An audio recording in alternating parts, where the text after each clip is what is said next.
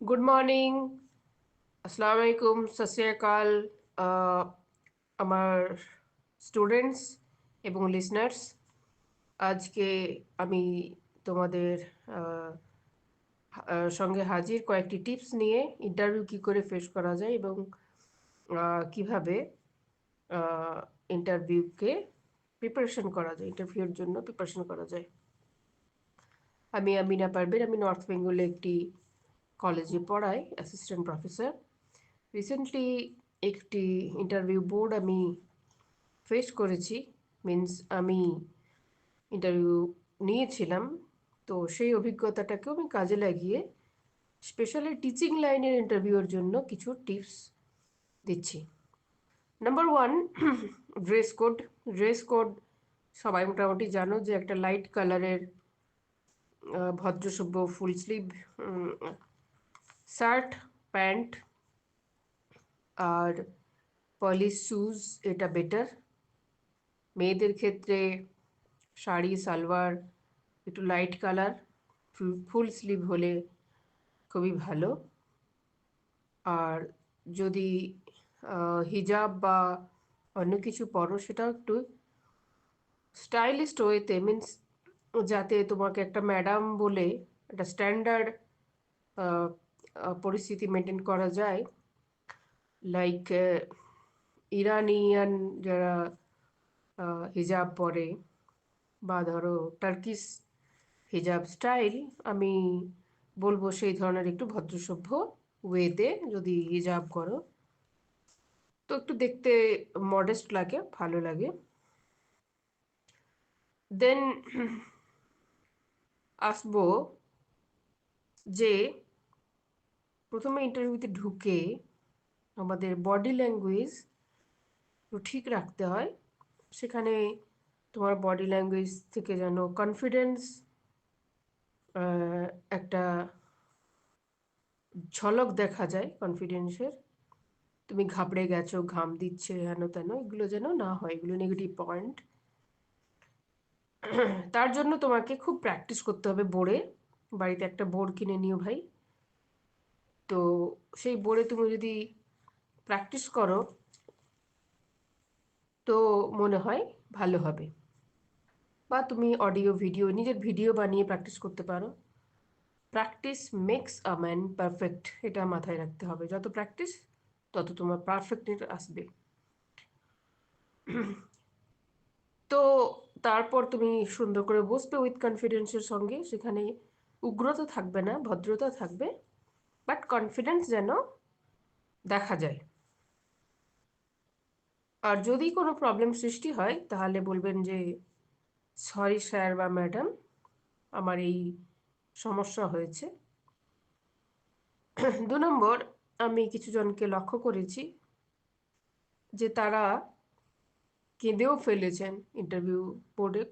অনেক ইন্টারভিউতে এভাবে হয় যে তারা হয়তো খুব পেরেশানির মধ্যে আছে, প্রবলেমের মধ্যে আছে, সেটাকে ইন্টারভিউ বোর্ডে যারা আছে তাদেরকে সিম্প্যাথি, মানে তাদের কাছ থেকে সিম্প্যাথি পাওয়ার জন্য সে তার পরিস্থিতিটা বলে যে আমার মা মারা গেছে বা বাবা মারা গেছে, বা আমি খুব খারাপ পরিস্থিতিতে, চাকরিটা আমার দরকার। এটা ঠিক নয়। এটা হয়তো একজন তোমাকে সিম্প্যাথির বসে একটু নাম্বার দিতে পারে, বাট মেজরিটি যে ইন্টারভিউয়ার যারা আছে তারা কিন্তু এটাকে নেগেটিভ পয়েন্ট হিসেবে দেখবে যে তুমি এলিজিবল নয়, তোমার এলিজিবিলিটি নাই, তুমি জবরদস্তি চাকরি চাইছো। এটা নেগেটিভ পয়েন্ট। তোমার জীবনে যা যা নেগেটিভিটি আছে সেটা থাকতে দাও, সেটা স্বাভাবিক। প্রত্যেকের জীবনে কিছু না কিছু থাকবে। বরং তুমি তোমার কথাবার্তার মধ্যে বলবে যে আমি এইগুলো এইগুলো এইগুলো প্রিপারেশন নিয়েছি, আমি এলিজিবল পড়ানোর জন্য, এবং অন্যান্যদের থেকেও আমি ভালোভাবে পড়াতে পারি, বা যে পোস্টে আমি যাচ্ছি সেই পোস্টে আমি সেবা দিতে পারি। এক্ষেত্রে যেটা বলার সেটা হচ্ছে যে তোমার জ্ঞান যেন সেখান থেকে ঝলক দেখা যায়। যদি ধরো তুমি প্রাইমারি বোর্ডে যাও, তো তোমার প্রাইমারি বোর্ড সম্বন্ধে স্বচ্ছ ধারণা, তার সিস্টেম সম্পর্কে স্বচ্ছ ধারণা, সিলেবাস সম্পর্কে স্বচ্ছ ধারণা, ঠিক হাই স্কুলের জন্যও তাই, কলেজের জন্যও তাই। যে ইউনিভার্সিটির আন্ডারে তুমি যাবে ইন্টারভিউ দিতে, যে কলেজের আন্ডারে, তার সিলেবাস যেন তোমার নখদর্পণে থাকে।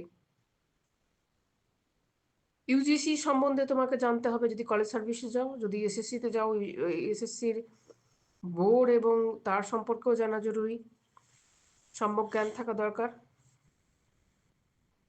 এবং স্টুডেন্টের চাহিদা, সমস্যা সমাধানও তোমার মোটামুটি জ্ঞান থাকা প্রয়োজন।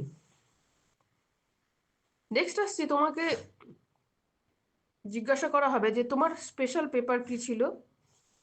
সেটা হচ্ছে যে ধরো তোমার যে কোনো বোর্ডে জিজ্ঞাসা করা যেতে পারে। মাস্টার ডিগ্রিতে স্পেশাল পেপার একটা পেপার হয়, সেমিস্টারেও একটা পেপার হয়, আগেও একটা পেপার স্পেশাল পেপার ছিল। স্পেশালাইজেশন এরিয়া যেটাকে বলা হয়, বা যারা পিএইচডি করেছে তার টপিকের উপরে তার স্পেশালাইজ যে নলেজ সেটা সম্পর্কে জিজ্ঞাসা করা হতে পারে। এবং সেই সম্পর্কে তুমি ভালো করে প্রিপেয়ার হয়ে যাবে উইথ রিসেন্ট ডেটা। ধরো আমি কনস্টিটিউশন, আমার স্পেশাল পেপার ছিল ইন্ডিয়ান কনস্টিটিউশন, তো রিসেন্টলি ইন্ডিয়ান কনস্টিটিউশনে কী কী ডেভেলপমেন্ট হয়েছে, কী কী সংশোধন হয়েছে, কী কী অ্যাড হয়েছে, সেগুলো যেন তোমার জানা থাকে। নেক্সট হচ্ছে ডেইলি নিউজ পড়া। অর্থাৎ তুমি যে কোনো ইন্টারভিউ যাও না কেন, সরকারি বেসরকারি দুই ক্ষেত্রে, তোমার ক্ষেত্রে ডেইলি নিউজ পড়া বাধ্যতামূলক একটি বিষয়। এবং যেদিন তুমি যাবে সেদিন ভালো করে ডেইলি নিউজ পড়বে। তার ন্যাশনাল ইন্টারন্যাশনাল যে নিউজ, সেগুলো তুমি ভালো করে লিখে নিও ছোট ছোট করে। ঠিক আছে, এগুলি খুবই জরুরি বিষয়। প্রতিদিন করতে পারো ডেইলি নিউজের সারাংশ, যেদিন যাবে সেদিনও করতে পারো ভালো করে। তারপর ধর তুমি বাঙালি হিসেবে বাংলার ডেটটাও ওই দিনে জেনে গেলে, পেপার দেখলেই বুঝতে পারবে। তারপর ধরো তোমাকে ডেমো দিতে বলা হলো ক্লাসে, যদি টিচিং লাইন হয়, আর অন্যান্য ক্ষেত্রে প্রেজেন্টেশন দিতে হতে পারে প্রেজেন্টেশনের মতো। তাহলে তুমি কিভাবে প্রেজেন্টেশনে যাবে? তো তুমি বোর্ডে কখনোই বলবে না যে এটা আদর্শ ক্লাস কিনা, এটা আর্টিফিশিয়াল সেন্টেন্সেস, এটা আমরা কেউই ক্লাসে গিয়ে বলি না, এটা দরকার নাই। বরং পোলাইটলি জিজ্ঞাসা করবে যে স্যার, আমি কি এটাকে একটি ক্লাসরুম হিসেবে ডেমো দেবো, নাকি একটা ইন্টারভিউ বোর্ড হিসেবে ডেমো দেবো? অর্থাৎ দুই ধরনের টিচার ওখানে থাকতে পারে। কেউ বলবে যে হ্যাঁ এটা ক্লাসরুম হিসেবে ডেমো দাও, তো তুমি ওখানে ক্লাসরুম হিসেবে ডেমো দিতে পারো বাচ্চাদেরকে তুমি বলে। কোনো বোর্ড যদি তোমাকে বলে যে না এটা সেম একটা বোর্ড হিসেবে ডেমো দাও, তাহলে তুমি স্যারেদের দিকে তাকিয়ে, আই কন্ট্যাক্ট খুব জরুরি, তুমি স্যারেদের দিকে তাকিয়ে তোমার টপিকটা বলবে। এবং এই ক্ষেত্রে ডেমোর একটা টপিক তুমি জেনে যাবে না, এটা পজিটিভ ধারণা নয়। ইন্টারভিউ বোর্ডে যিনি আছেন তার উপর ডিপেন্ড করছে, হয়তো ওই টপিকটাই তোমাকে বলাতে পারেন, বা সেকেন্ড থার্ড ফোর্থ দুটো তিনটে টপিক তুমি ভালো করে পড়ে যাবে। সেক্ষেত্রে তোমার রিসেন্ট ডেভেলপমেন্ট, রিসেন্ট সংযোজন বিয়োজন, রিসেন্ট সেই ব্যাপারে নিউজ কি আছে, সেগুলো অবশ্যই জানা দরকার। তো লাস্টলি এখানেই শেষ করব, শুধু এইটুকু বলে, বাড়িতে খুব বেশি প্র্যাকটিস করো। প্র্যাকটিস করলে তোমার কনফিডেন্স বাড়বে বাড়ির লোকেদের সামনে বা বন্ধু বান্ধবের সামনে। আরও যদি কিছু কোয়েশ্চেন থাকে কমেন্ট বক্সে কমেন্ট করবে। লাইক, শেয়ার এবং সাবস্ক্রাইব করতে ভুলো না। ওকে, থ্যাংক ইউ।